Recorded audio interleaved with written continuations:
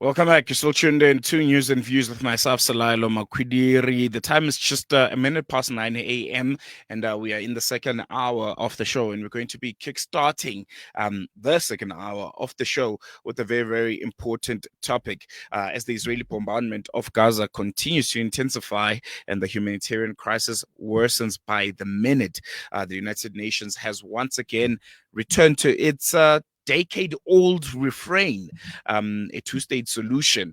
At a high-level conference in Geneva this past week, world leaders reiterated their calls for a return to negotiations between Israel and the Palestinian Authority. But in the aftermath of October 7th and the subsequent devastation in Gaza that is so well documented, a genocide that is live streamed, many are asking, is this a renewed call for peace sincere, or is it a diplomatic smokescreen? Is the two-state solution still a viable path forward when it comes to Israel and Palestine politics, or has it become a convenient excuse for continued inaction, as we've seen over the years? To help us unpack this, we're joined now by Dr. Ahmed Harun Jazbhay. He's a lecturer in political science at UNISA and also a researcher with the Media Review Network. Dr. Harun, always a pleasure. Jazakallah so much for joining us. Welcome to Salam Media and good morning. Jazakallah for having me. And I think we can kickstart the conversation on the note of the two-state solution.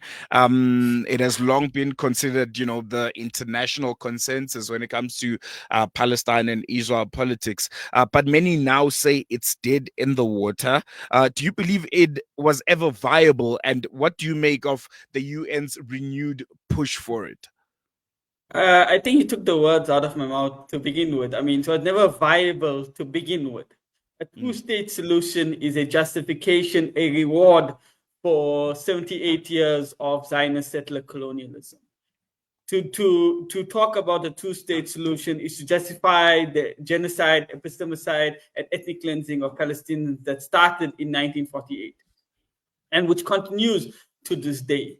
So what is going on in Geneva now with this UN conference, boycotted by the United States and Israel, and I'm very glad it's boycotted by the United States because after many decades, it has finally lifted this facade of, of two-state nonsense that they talk about all the time. The Trump administration has removed that veil of stupidity, to be honest, around the two-state solution. It's not viable. It was never viable to begin with. It is simply something that allows the colonized world, the West, to be honest, more specifically, to assert their conscience.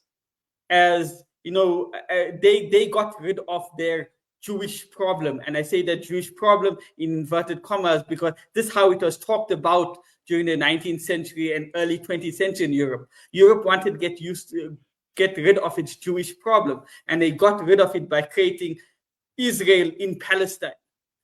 So they got rid of that. Now they've seen what this has created, a genocide, an epistemicide, and ethnic cleansing, and now they want to talk about two-state solution, supported by the bunch of useful idiots in the name of the Arab world, in name of the Bantustan Authority headed by Abu Mazen.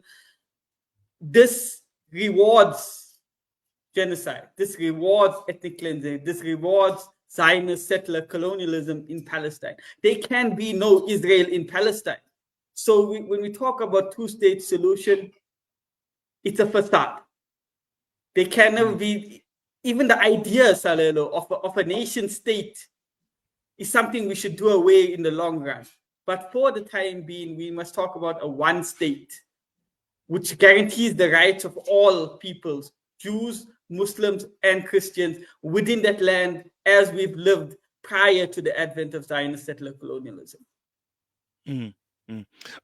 How much of this push for a two-state kind of framework is being used to sideline or to delegitimize resistance movements like Hamas or broader Palestinian calls for liberation? And I think we can also make parallels with South Africa, during the dark days of apartheid, and just make parallels of what would have a two-state solution look like here in South Africa, and what would it have hoped to achieve? And I would think at the parallel and detriment of the indigenous people of the country.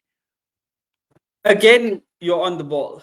This two-state solution that always talk about, and Emmanuel Macron said it himself, as well as Abu Mazen, that the idea of a two-state is a militarized Israeli entity armed to the teeth by Europe and the United States, and a demilitarized Palestinian state in the West Bank and Gaza without the ability to defend itself, at the mercy of the settler colonizer called Israel. So even the idea of what they call a state, a two-state solution, goes against the very definition of a state.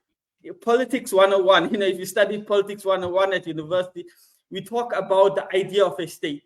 What it must have the power or the monopoly of legitimate violence. Legitimate violence meaning it must have the ability to protect its people and control its borders. The two-state solution that Macron and this so-called conference that Saudi Arabia is co-sponsoring is talking about is a two-state solution where Israel controls all the borders, controls the land, air, and sea borders of this, phantom Palestinian state that they talk about. So it is not really a state in the very definition of a state. Even the current state of Israel is the only state in the world that does not have clearly defined borders. It was allowed as a UN member without clearly defined borders. And that is another characteristic of a state, is that it needs to have clearly defined borders. Israel does not have clearly defined borders. Israel will be given the license to so-called mow the lawn, as it has been doing in Gaza since 2006, and now full-scale genocide. It will be allowed to go into West Bank should there be a flare-up of any resistance efforts there. It delegitimizes the Palestinian right to self-determination.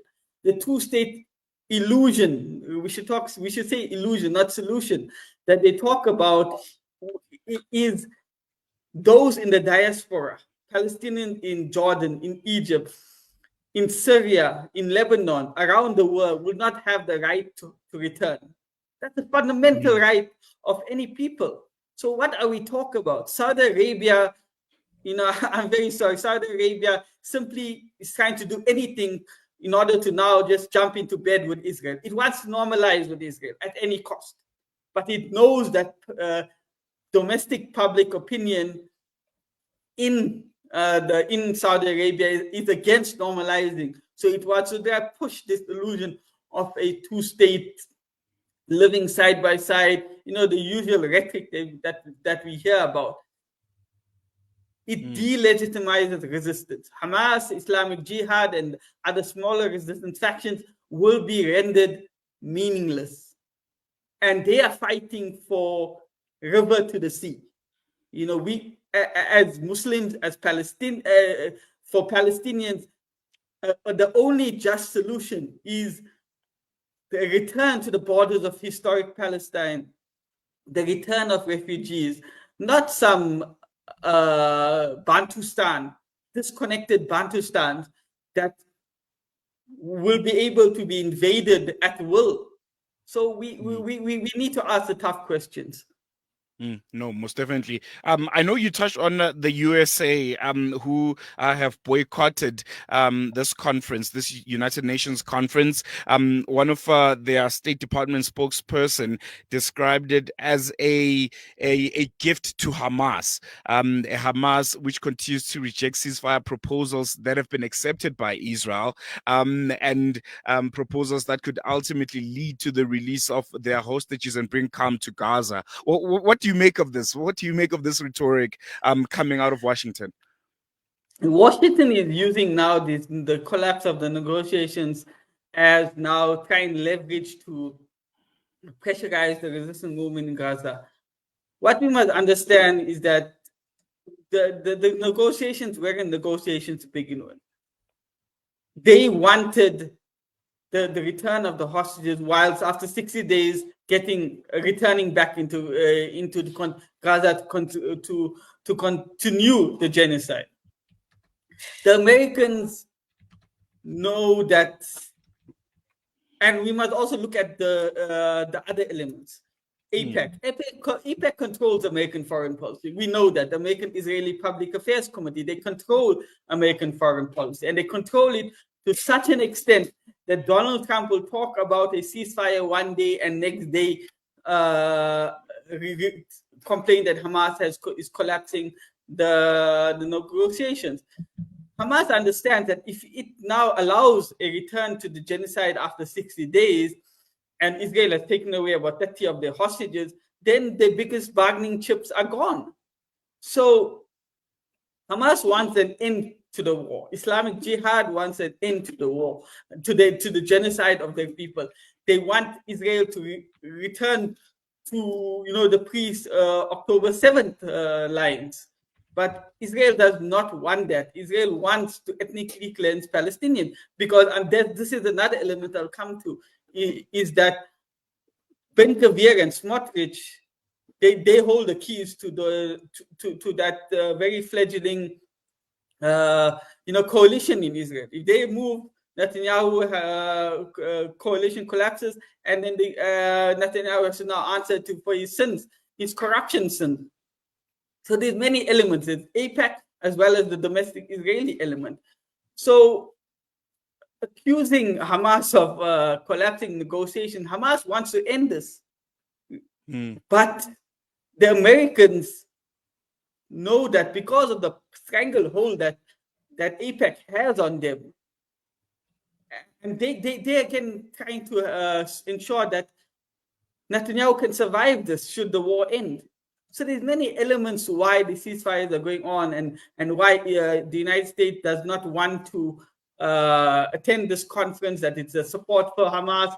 It will be but if anything, a two-state solution will be a reward for Zionist settler colonialism, not a reward for Hamas and the resistance movements.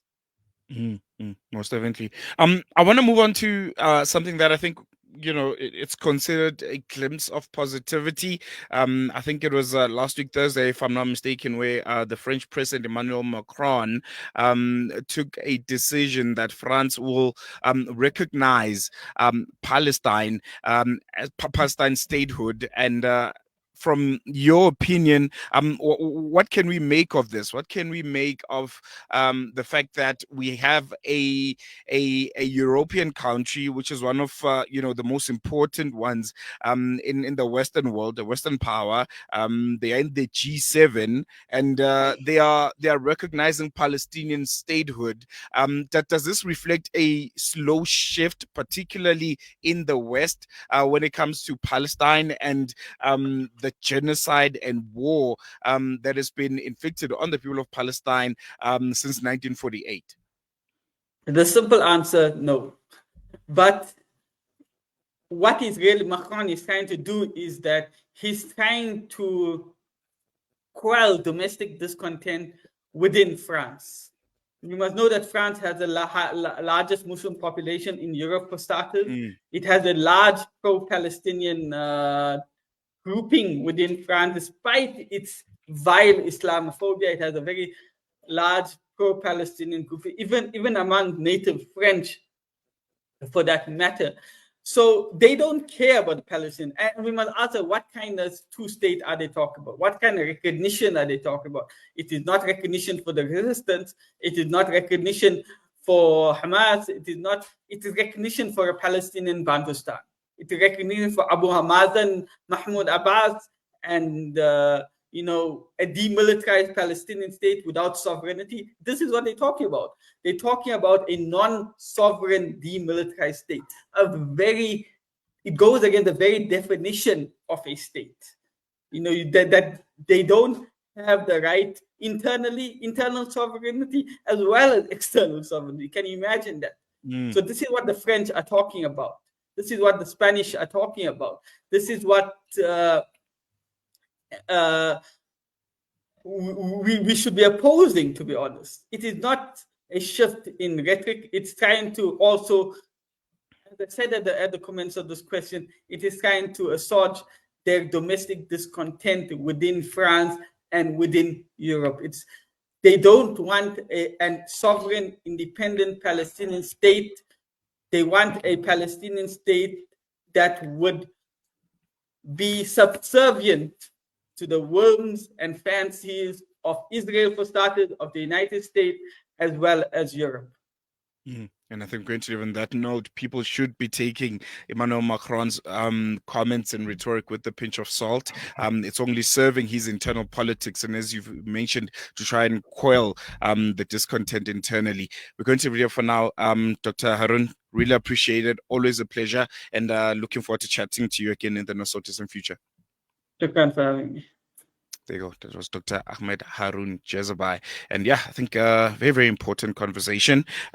He's a lecturer in political science at UNISA and research with the Media Review Network, weighing in on the UN's renewed call for a two-state solution, a framework that many argue is outdated, it's ineffective, and even in a lot of ways complicit in preserving the status quo of occupation and apartheid. But what do you think? After nearly 8 decades of conflict, repeated failed peace talks, and now a genocide in Gaza that has shocked the world, a genocide that is so multifaceted. There are drones, there are bombs that are being dropped on the people of Palestine, on the people of Gaza. But there's another angle to it, which I think right now, at this moment, deserves a lot of attention, critical attention. The issue of starvation, where this the Israeli government in itself has made sure that the only way to wipe out a people, to wipe out the people of Palestine in their entirety, to wipe out the people of Gaza, is to starve them to death. Young children, babies that have not even reached, I don't know, 6 days, 3 days, 4 days. Their mothers can't produce enough milk to sustain them because they don't have food to eat. You can engage with us. Two-state solution. Do you see it as viable? Do you see it as a solution to the current status quo? Or it is dead, it's outdated, especially considering what we've seen happen from October the 7th. Our studio line is 01168000355, or you can send us a WhatsApp voice note on 061-766-0355. Is the two-state solution still a path for peace, or just a diplomatic illusion meant to gaslight the people of Gaza while they die from starvation and from a genocide that is live streamed and all of us can see in real time? Looking forward to engaging with you on that one. We're going to take a quick break. When we come back, News and Views continues.